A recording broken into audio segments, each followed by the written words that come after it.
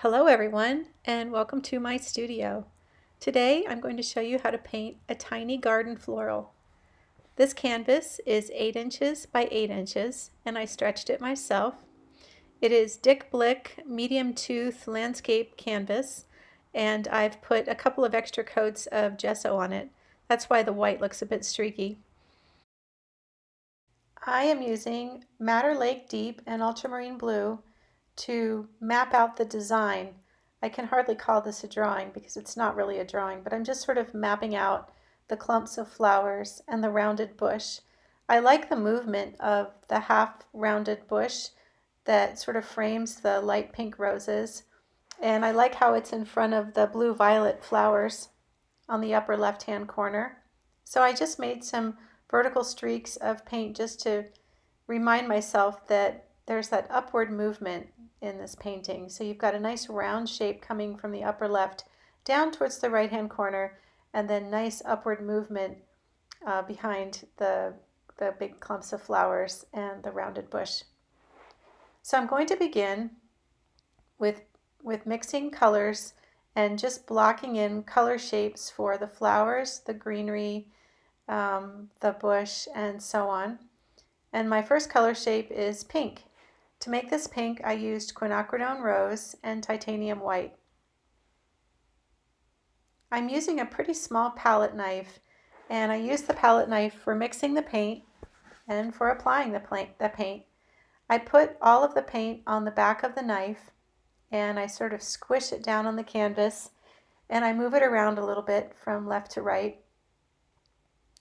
My color shapes don't all have to be the same uniform color, but they're pretty close. I'm using the same two colors, which are quinacridone rose and titanium white. I'm leaving white spaces in between the clumps of flowers, and I'm going to come back in and add green to those shapes. So this is how I start my palette knife paintings. I just start by blocking in color shapes, and I use them later to layer over. I usually paint lighter strokes of paint over the medium strokes, and then I go in with darker strokes later. I don't like to start out with a complete dark to light format where I would just be putting down really dark strokes of color and then working lighter and lighter and lighter. I tend to go for a medium value of the color, and then I plan and come back over it later with lighter versions of the same color, cooler versions of the same color, warmer versions, and then also darker accents. The upper left corner has a lot of blue violet flowers, so I used ultramarine blue plus titanium white plus quinacridone rose and made a nice pretty violet. On my palette today, I have a couple of unusual colors that I thought it would be fun to introduce you to. On the upper left is yellowish green. This is a tube of Rembrandt Cobra yellowish green. And sitting next to it is Rembrandt Cobalt Violet. That's a traditional oil color. This is a really special color. It's one that I've used for years and years, but it's also one that's been sitting in my box of paints for a long time, as I haven't really had an opportunity or a need for it. The permanent green or permanent yellowish green is a new color that Rembrandt sent me to experiment with, and I really love it. It's fun to have these new colors. They're sort of like pre-mixed colors that just makes painting go faster and easier. So I could mix that color using cadmium yellow medium plus cadmium yellow lemon plus permanent green and titanium white, but it's just handy to have it just, when you can just squeeze it out and have it there ready for you to use. That's a really nice thing. And I think it makes painting go faster when you have some of these easy colors. When I was in art school, one of my old teachers, his name was Neil Boyle, used to call those colors sissy colors.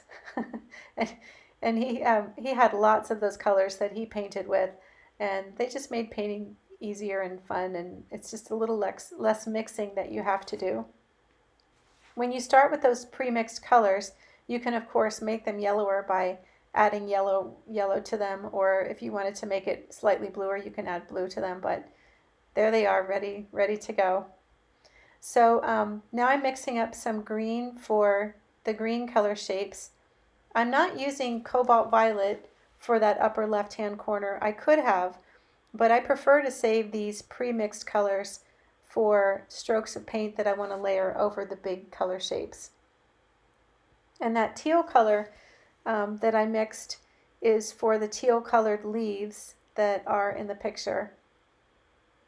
I used ultramarine blue, permanent green deep, and titanium white to make that mixture. So I'd like to talk to you a little bit about the photo that I used. I chose this photo because, as I mentioned, it has a nice arrangement of upward movement, the little stems that reach up, and those lavender flowers that grow straight up. It just creates a nice sort of a lift at the top of the painting. And that's a nice contrast to the movement of the rounded bush, which I penciled in with my Madder Lake Deep and ultramarine blue, that just kind of sweeps across the upper third of the canvas and makes its way down towards the lower third of the canvas. And I like the darks and lights in this picture, and they really help show the delicacy of the flowers. The upper right hand corner of this composition is fairly dark, and it's really nice to have that dramatic dark section because I'm going to be painting a lot of light colors over the dark pink or the medium pink to create the look of three-dimensional roses. So I'm continuing now to fill in the green shapes in between the pink shapes. And you'll see me make the strokes of paint, and then my knife disappears. When it disappears, I'm wiping it off onto a cloth because I want to just clean it so that it doesn't get too much of the pink paint mixed in with the green paint. I don't mind having some blended edges, but when I put in my color shapes, I like to have the colors be pretty clean to start with. And when I finish adding all the main color shapes and my canvas is completely covered, I usually take a minute or two to stand back and just look at the color design. This is something that abstract painters do intuitively, and they would often be just finished. Once they fill in the color shapes, that's sort of the end of their painting for some of them. And you can look at it that way, but then I like to keep painting and work on making a painting that's more representational. But I appreciate the beauty of the simplicity of the abstract design that is the foundation that I'm going to use to paint on top of, if that makes sense. It's nice to think of having an abstract, well-composed design underneath of all the other brush strokes or palette knife strokes that you make to create a more representational painting. And having a strong design is really important, even if you're doing a realistic painting. Let's talk about what is a strong design. So a strong design is one in which you have, a strong color design is one in which you have a division of values. So you want to have dark, medium, and light. And you want to have division of space. You want to have at least three main shapes. These can be color shapes or value shapes. And you want to have your color shapes interlocking, sort of like puzzle pieces. So the green is interlocking with the pink, and then I have that nice violet color shape at the top and that teal blue color shape on the lower right, and then I have a nice heavy dark one at the top right as well. So I have a nice balance of pink and green, which are opposite colors, by the way, and then those are tempered by the blue, the violet, and the dark sort of is a nice, it just sort of adds a nice mood to it and helps push all those lighter colors forward. So I'm just continuing now to fill in the rest of the shapes and clean up my edges. I like to make sure I have all of the white of the canvas covered before I go on to the next step, which is going to be layering all the other colors on top. to create the look of leaves and flowers and stems.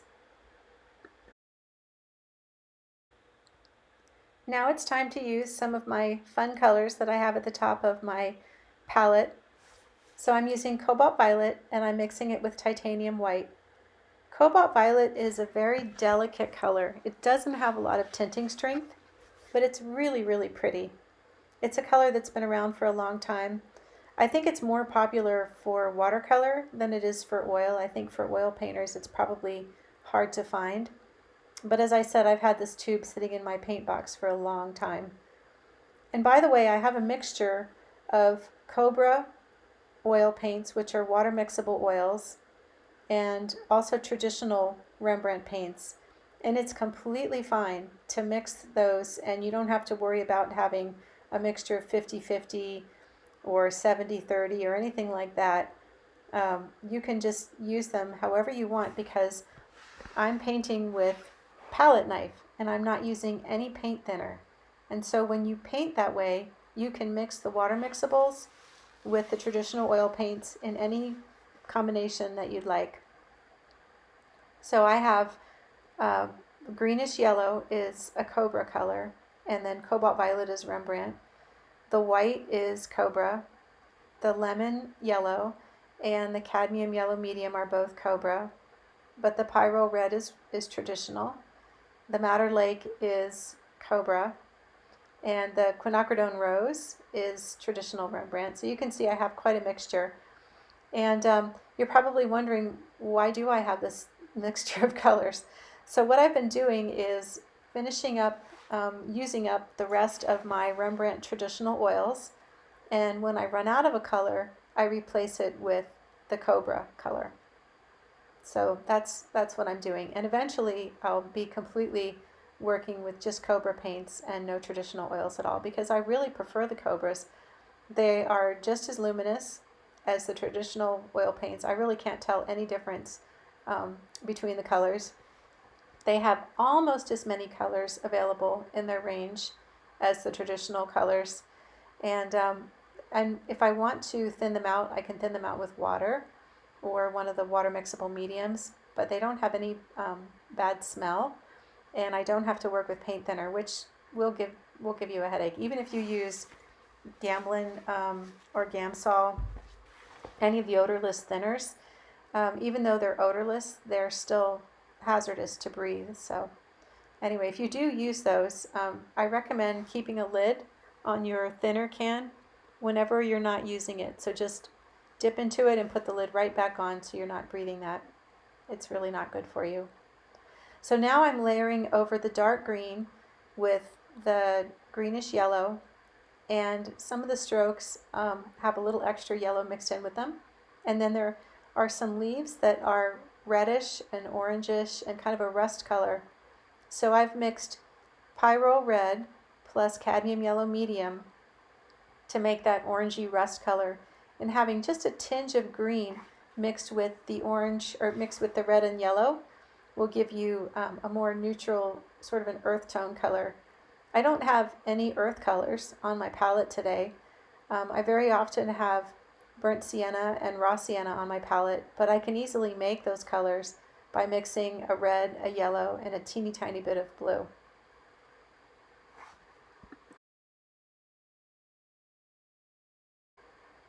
I'm going to mix a beautiful luminous light periwinkle blue using cobalt violet plus ultramarine blue and titanium white. If you don't have cobalt violet, which you probably don't, it's also easy to use either quinacridone rose, which I have on my palette, but you could use that in place of cobalt violet, or primary magenta. That would be another nice color. Those would both work beautifully in place of cobalt violet. Also, permanent red violet would be a good one.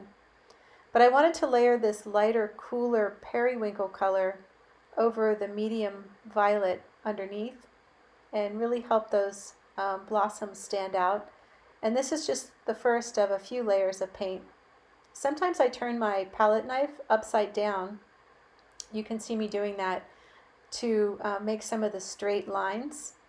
So I'm kind of coming in upside down, so my hand is up above the canvas.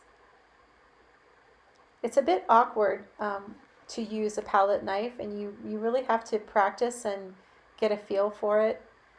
And so sometimes you end up turning your wrist in different angles just to make straight lines and the shapes that you want to make, especially when you get close to the edge of the canvas.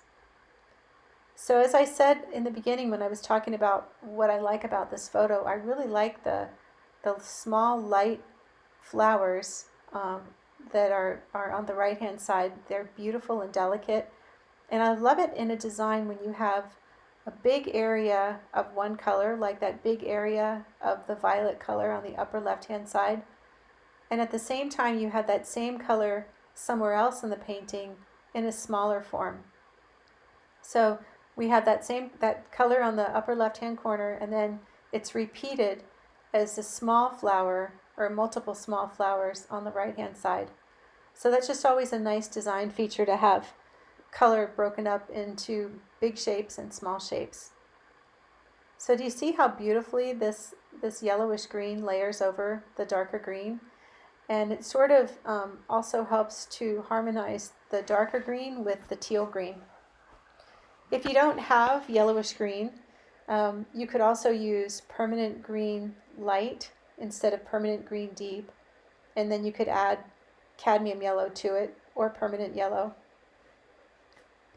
I saved some of the teal color in the upper left hand corner, and I've mixed that with titanium white because I want to layer over the medium teal color that I have with lighter strokes of a similar color. Usually when I layer colors too, I'll try to make the color I layer either warmer or cooler than what's underneath of it. And remember, whenever you mix titanium white with any color, it lightens it, but it also cools it.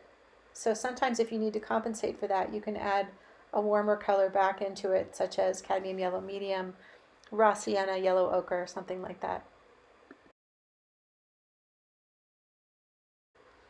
So I'm continuing to layer paints, and notice how I'm using my palette knife. I'm sort of pushing down and sweeping it slightly to the lower left, and then sometimes I push it down and move it a little bit to the right. I don't want all my strokes to be going in the same direction. I want to make sure they're going in different directions.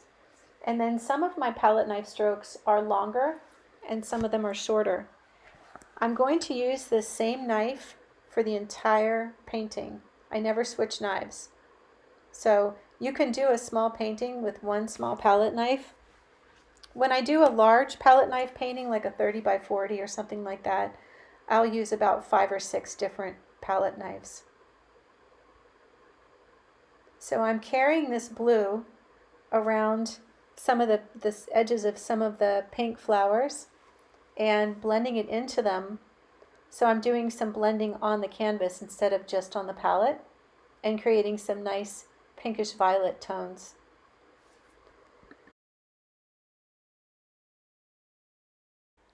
So now I'm going to start adding some darks into the underside of the teal leaves, and I'm using ultramarine blue and a little bit of titanium white. Once I mix up a color like that, I mix it up to put it in a specific area, but then I often refer back to my reference photo and I try to find that same color or something very similar to it somewhere else in the painting. And I liken this to making like a web of color. You can put a color down one place and then add it 3 other places or 2 other places, and it just sort of helps carry the color around the painting. And so each one of these little mixtures is unique, and you can carry those little tiny mixtures or these small amounts of color around the painting and just put them down in different places. And if you keep doing that, your painting will have really interesting color passages, and the viewer's eye will follow the color from one place to the next, and it helps the viewer keep moving and moving around your painting with the help of you having added all these interesting colors for them to just sort of follow. And they're not doing this consciously, it's sort of a subconscious thing, I think. People just find a color they like, and then they just keep moving around the painting because they see it in other places. I hope this makes sense. So at the top of the painting, I have a very strong division of color shapes, a division between the violet color and that dark green. And so I want to break up that line. And the thing that breaks it up that I see in the reference photo are small, dark yellow, sort of gold color leaves. So I've added those leaves at the top to kind of break up that line. And then as I was explaining before, I want to take that color that I mixed and add it to a few other places around my painting.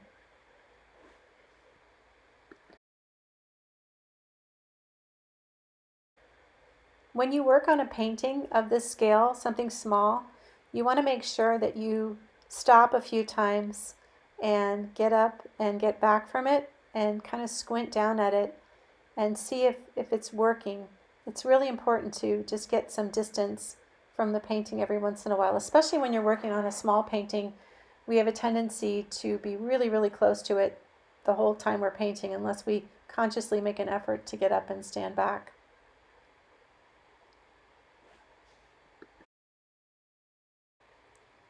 Now I want to mix up some of the more of that orange, reddish orange color for some of the stems that are over the teal leaves. So I've used Pyro Red and Cadmium Yellow Medium and also some Madder Lake because I wanted to make it a little bit darker than the last mixture that I made.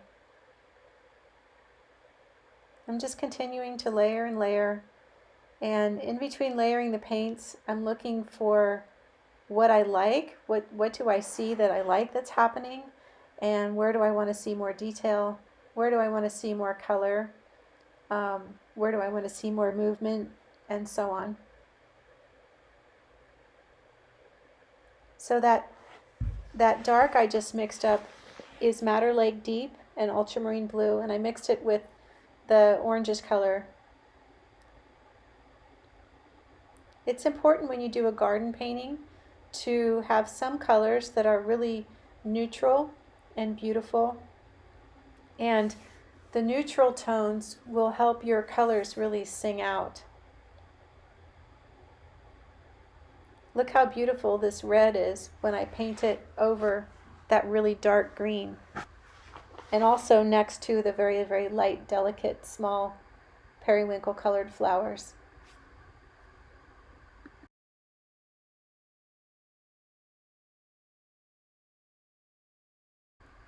So notice that my paint strokes are becoming smaller and smaller. And this is normal. I'm not going to make too many more big strokes. I'll make some nice long lines, but I'm just going to keep making smaller and smaller strokes. And I'm going to be adding darks now, and then I'm going to come back in with lights later, and just keep going around and around the painting with different colors and different values. So it's nice to have a big area of dark and then take some of those dark valued colors and spread them around the painting in small strokes, just like it was a nice design idea to take that light periwinkle color that's in a big shape on the upper left and spread strokes of that color around the painting in smaller, tiny strokes to represent the smaller, delicate flowers. So always consider that too in your paintings, that you want to have a large area of a color shape or value, and then subsequently you want to have also lots of small strokes of that same color spread around the painting. Sometimes you have to look at your reference photo for a little while to really focus in on that, to really look at it and carefully decide where you think the color shapes are and how the movement is before you start painting.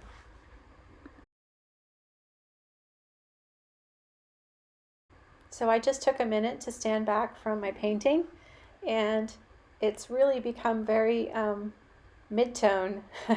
I decided I had too many mid-tone colors on there, and I really needed to get some brighter brights and lighter lights. So I've made a mixture now of titanium white and just a very small amount of cobalt violet, and I'm going to put some highlights on the light colored roses.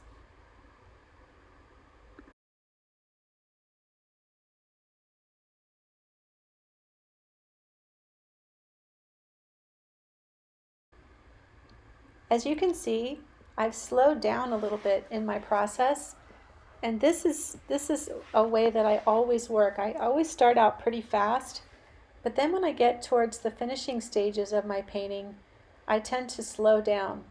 And I do this because if I don't slow down, I will make a mark that I end up wiping off. And that's not a terrible thing, but it's a cleaner, better way to work if I just slow down and try to make every mark a good one. And it's harder too when you're in the finishing stages of a painting because there's a lot more to consider. There are a lot more colors already on the canvas, and with every stroke I'm getting closer to being finished with it. And people always ask me, how do you know when you're finished? And you don't always know until sometimes you make one stroke or two strokes too many and you realize those strokes didn't make your painting any better.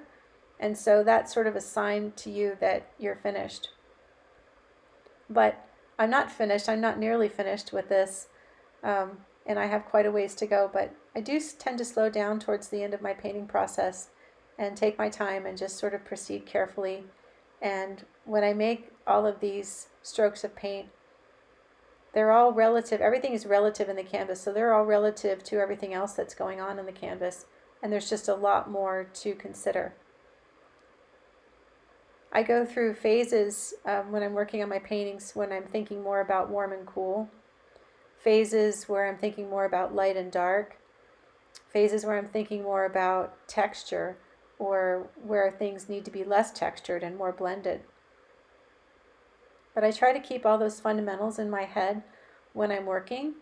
I think about lines, values, colors, edges, temperature, and movement. Those are really the main things I'm thinking about. I'm not thinking about so much, does that rose look like a rose? Or does this really look like a garden? That will come. I'm thinking more about the design and the fundamental art principles that I just mentioned.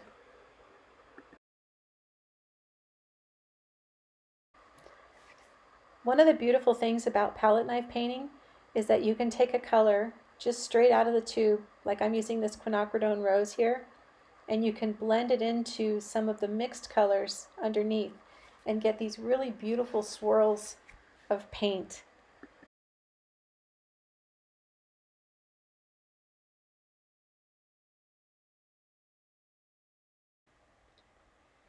I thought it would be helpful for you to see a close-up of how I'm blending some of these colors and how those pretty swirls of paint look on the canvas.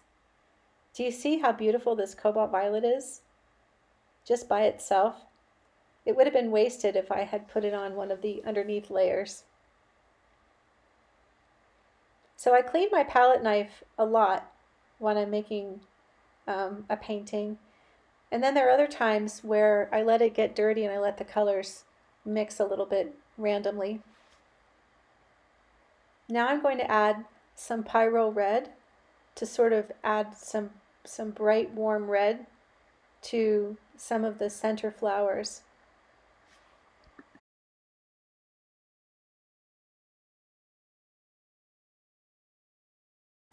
If you look closely, you can see lots and lots of colors that are sort of running together, or they've been stroked together, and you end up with lots of what I call marbling, streaks of color within one stroke, streaks of different colors within one stroke, so they're not perfectly mixed.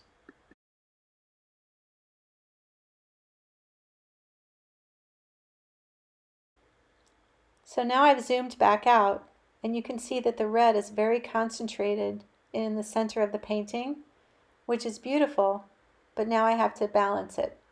So I'm going to mix a nice violet with Madder Lake Deep, Pyro Red, and Ultramarine Blue, and some titanium white.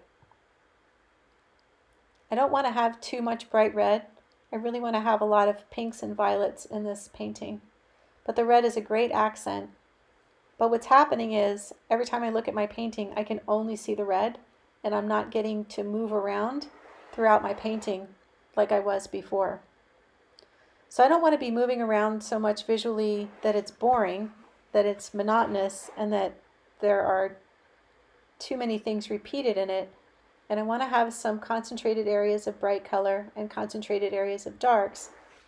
But I do need those special bright areas of color, especially in the center part of my painting. So now I decided to emphasize some of the movement, and I'm using this color to draw stems. And to draw stems, I use the side of my knife, and I have very, very little paint on my knife. So I wiped it off before I picked up the dark paint, and I have very little paint on it. And I'm just making very thin strokes, and I'm touching the canvas very lightly. And I'm drawing these dark strokes through the thick paint underneath. It's tricky to do. It's something that if you're not used to doing it, you might want to practice on a canvas, on a blank piece of canvas on the side before you try it on your big painting.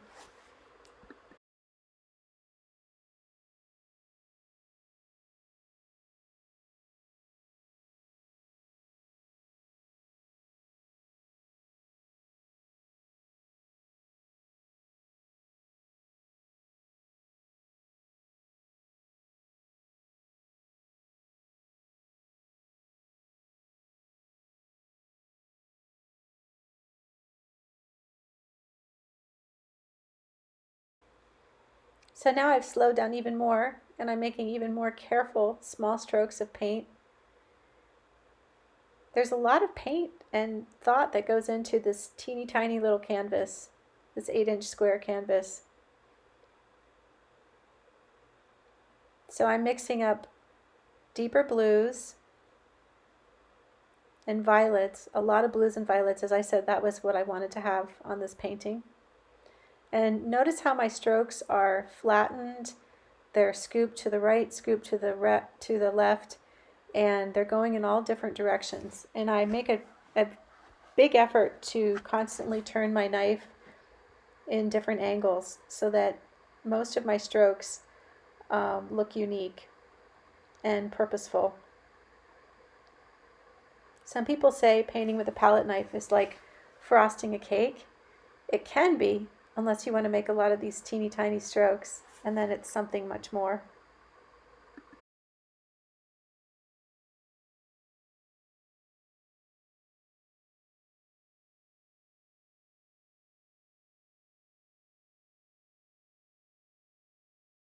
So now I'm to the point in my painting where I've done the design, I've thought about the colors, I've thought about interlocking shapes, I've thought about movement, and so on. And I'm to the point where I'm looking at my painting, and it cannot just look like a bunch of strokes of paint.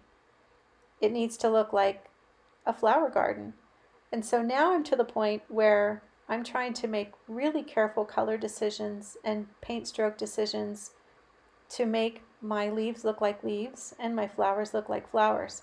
Now, I don't want all the flowers to be depicted as flowers, but I have to put enough visual information in there to definitely give the feeling of a flower garden, and a few roses and a few pretty green leaves.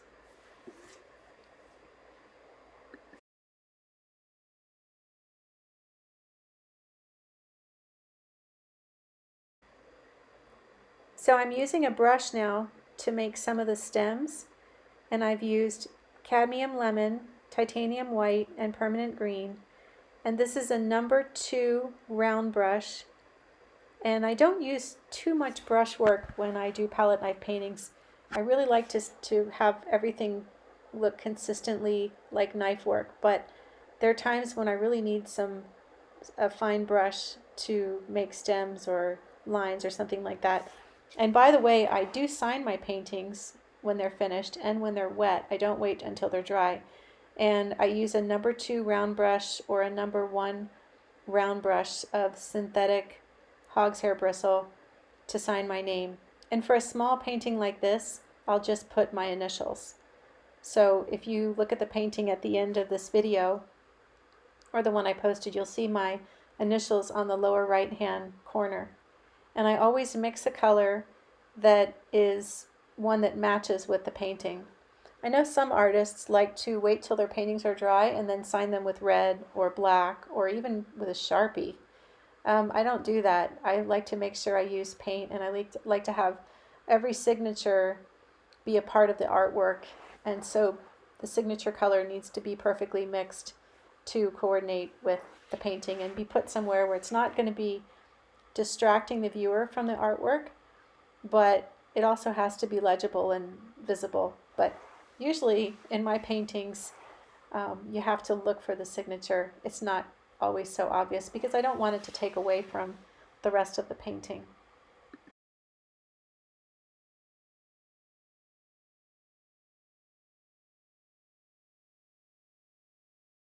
So I usually get to a point in my painting where I feel like it's overworked.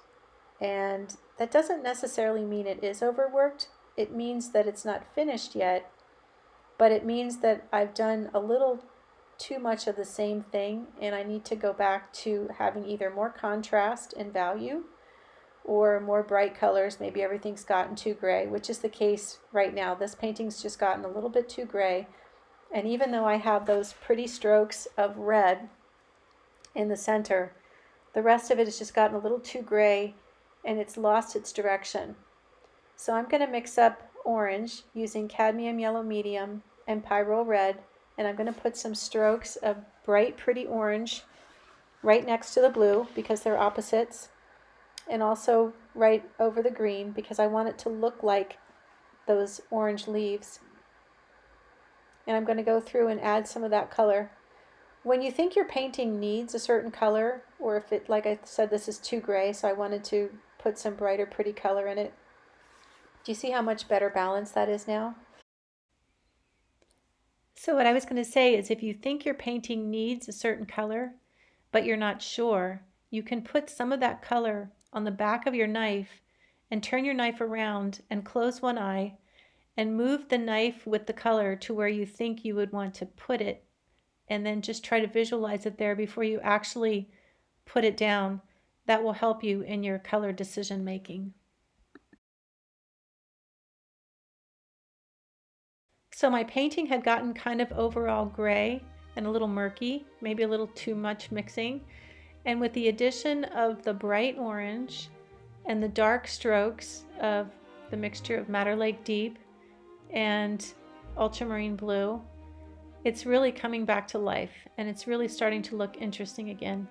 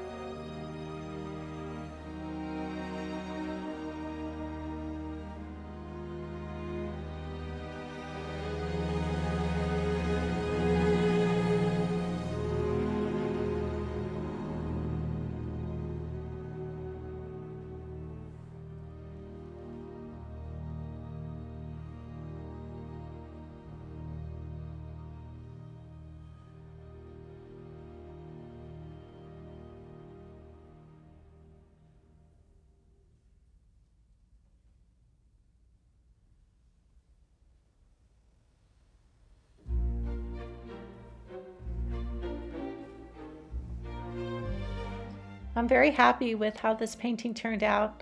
I love the addition of those bright blue strokes of paint and the bright orange. They really brought it to life. I hope you enjoyed this video and that you have a lot of fun painting your very own garden floral with palette knife.